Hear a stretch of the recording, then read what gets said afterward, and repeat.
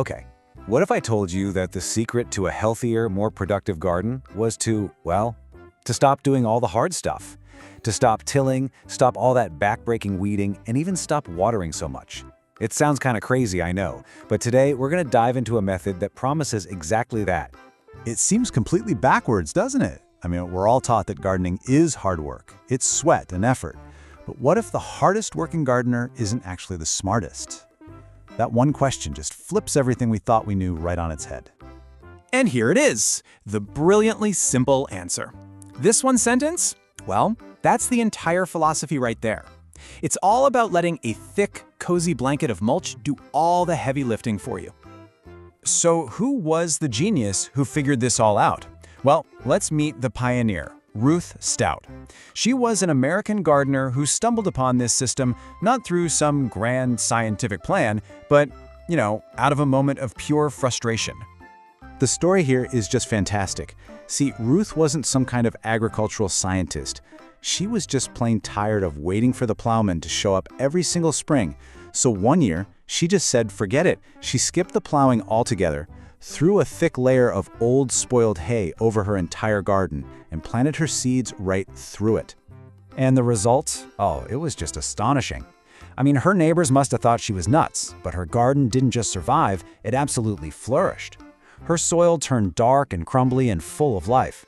And while everyone else was out there sweating and pulling weeds, she was inside, relaxing, proving that her little moment of impatience was actually a huge breakthrough. But this wasn't some kind of gardening magic. It was something we now call biomimicry. Ruth had, completely by accident, recreated one of the most powerful and self-sustaining systems on the entire planet, the forest floor. Just think about it for a second. Nobody goes into a forest to till the soil, right?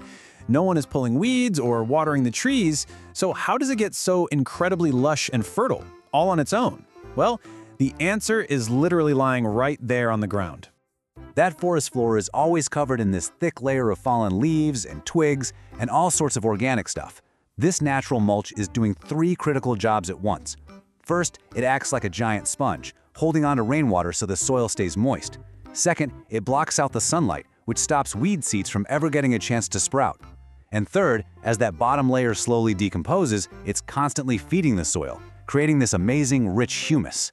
All Ruth Stout did was copy that exact system for her vegetable patch. Okay, so now we get the why behind it all. So let's get to the really fun part, the how.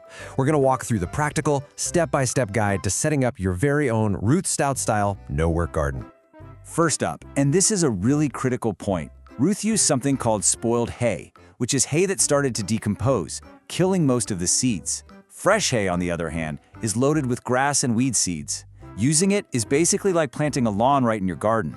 This is why for most of us, straw is the much safer bet.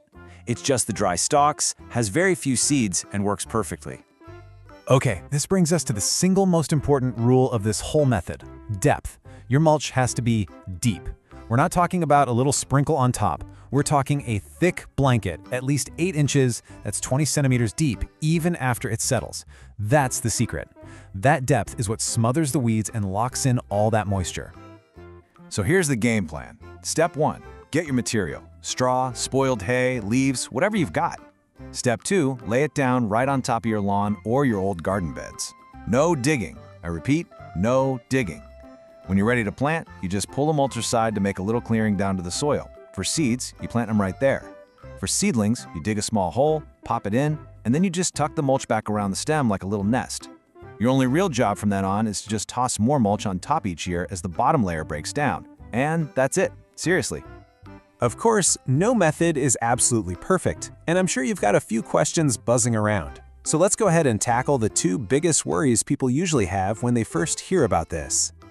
The first question is always about pests. I mean, a thick, damp layer of straw sounds like a 5-star hotel for slugs and snails, right?